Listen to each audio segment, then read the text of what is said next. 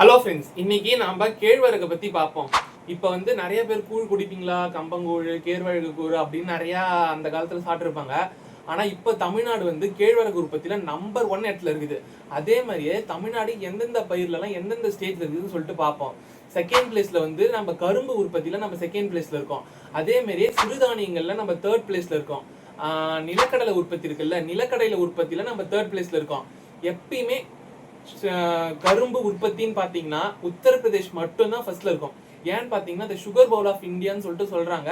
அங்க அதிகமான கரும்பு உற்பத்தி, கரும்பு மில்ஸ்லாம் அதிகமா இருக்கிறதுனால அந்த மாதிரி அதை சொல்றாங்க உத்தரப்பிரதேச.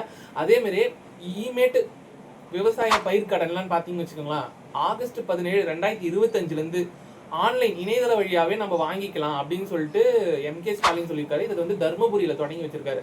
அதே மாதிரி 2025ல 17,000 கோடி இலக்கு எதுனா விவசாய பயிர்க்கடன் கொடுக்கணும் அப்படின்னு சொல்லிட்டு. இதனால விவசாயிகள் நிறைய பேர் பயிர்க்கடன் வாங்கி சுசைட் மூலயமாவோ, அதாவது கூட்டுறவு கடன் சங்கங்கள் இருக்காங்கல்ல, கூட்டுறவு சொசைட்டி, அந்த சொசைட்டி மூலயமா கடன் வாங்கி தன்னோட பயிரை இது பண்ணிக்கலாம் அப்படின்னு சொல்லிட்டு சொல்லியிருக்காரு எம்.கே. ஸ்டாலின். இந்த செய்தி பிடிச்சதுன்னா லைக் பண்ணுங்க, சப்ஸ்கிரைப் பண்ணுங்க, ஷேர் பண்ணுங்க மக்களே. நன்றி.